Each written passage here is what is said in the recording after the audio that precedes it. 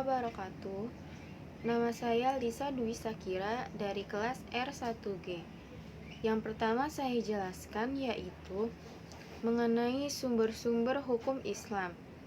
Sumber hukum merupakan segala sesuatu yang berupa tulisan, dokumen, naskah, dan sebagainya yang digunakan oleh suatu bangsa sebagai pedoman hidupnya pada masa tertentu.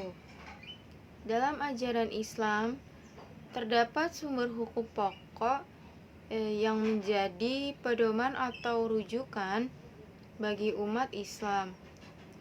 Sumber hukum Islam utama ada 3, yaitu yang pertama ada Al-Quran, yang kedua ada sunnah atau hadis, yang ketiga ada ijtihad. Al-Quran dan hadis merupakan 2 hal pokok dalam ajaran Islam.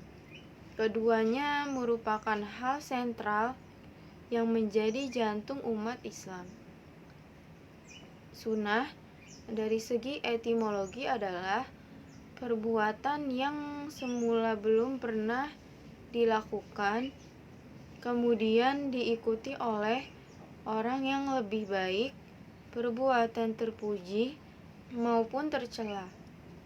Sedangkan menurut istilah, ijtihad adalah mencurahkan segenap tenaga dan pikiran secara sungguh-sungguh untuk menetapkan suatu hukum.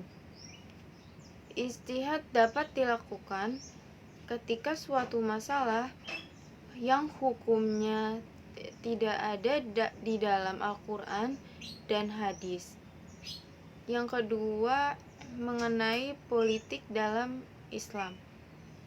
Politik Islam adalah memperjuangkan dan menegakkan ajaran-ajaran Islam Tidak mungkin Islam dapat dilaksanakan dengan baik jika tidak melalui gerakan massa berupakan partai politik. Beragama Islam juga sebenarnya secara langsung atau tidak adalah melaksanakan politik dalam arti luas. Jadi, politik Islam itu adalah perilaku-perilaku yang bertujuan memperbaiki umat, yaitu umat Islam. Yang ketiga, mengenai ekonomi Islam. Beberapa ahli mendefinisikan ekonomi Islam sebagai suatu ilmu yang mempelajari perilaku manusia dalam usaha untuk memenuhi kebutuhan dengan alat pemenuhan kebutuhan yang terbatas dalam kerangka syariah. Dan yang terakhir, mengenai toleransi antar umat beragama Islam. Saling menghargai dalam iman dan keyakinan adalah konsep Islam yang amat komprehensif. Konsekuensi dari prinsip ini adalah lahirnya spirit takwa dalam beragama. Karena takwa kepada Allah melahirkan rasa persaudaraan universal di antara umat manusia.